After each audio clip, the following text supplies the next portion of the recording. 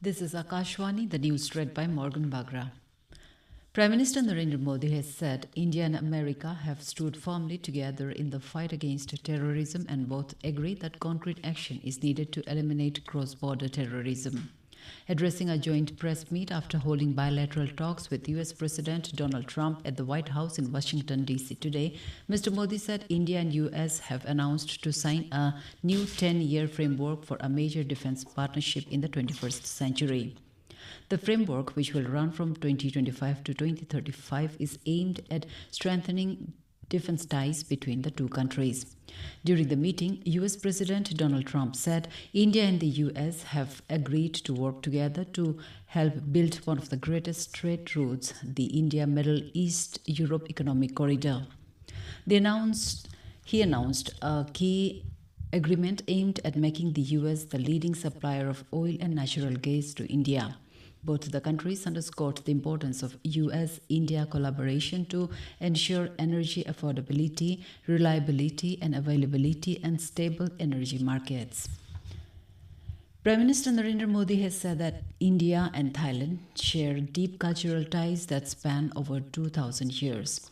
Addressing the Samvad program being organized in Thailand through video conference, Mr. Modi said India's Act East policy and Thailand's Act West policy complement each other, promoting mutual progress and prosperity.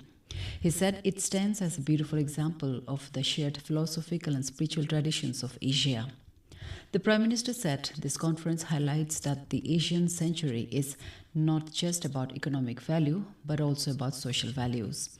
Mr. Modi emphasized that the teachings of Bhagwan Buddha can guide the world in creating a peaceful and progressive era. Nation is remembering the soldiers who lost their lives in Pulwama attack in 2019. The day marks the 6th year of the horrific terror attack in Pulwama district of Jammu and Kashmir, where 40 CRPF personnel lost their lives in the line of duty. Prime Minister Narendra Modi paid tributes to the soldiers who lost their lives in this attack. In a social media post, Mr. Modi said the coming generations will never forget their sacrifice and their unwavering dedication to the nation. Union Home Minister Amit Shah also paid tribute to the soldiers who lost their lives in the Pulwama attack. In a social media post, Mr. Shah said, "Terrorism is the biggest enemy of the entire human race and the whole world has united against it." On February 14, 2019, the country suffered one of the most fatal attacks in its events, the Pulwama terror attack, which resulted in the deaths of 40 CRPF Jawans and many others were injured. Union Home Minister Amit Shah today chaired a meeting with Maharashtra Chief Minister Devendra Fadnavis to review the implementation of new criminal laws in the state. The implementation and current status of various new provisions related to police, prisons, courts, prosecution and forensics in Maharashtra was reviewed in the meeting. Maharashtra DGP Rashmi Shukla and other senior officials also attended the meeting. President Draupadi Murmu is on a visit to Karnataka today. The President graced the inaugural session of the 10th International Women's Conference being organized by the Art of Living at Bengaluru.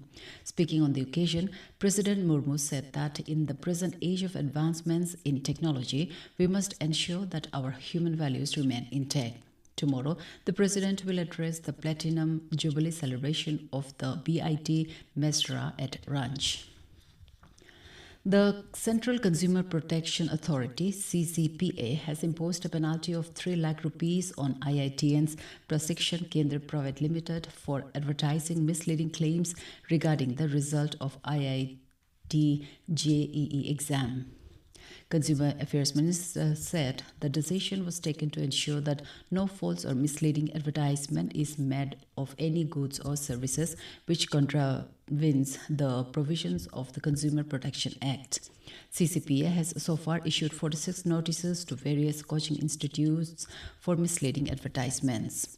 The authority has also imposed penalty of Rs 77 lakhs on 24 coaching institutes and directed them to discontinue the misleading advertisements. The RBI imposed several restrictions on New India Cooperative Bank yesterday, including on withdrawal of funds by depositors amid supervisory concerns. That's all in this news bulletin. Namaskar.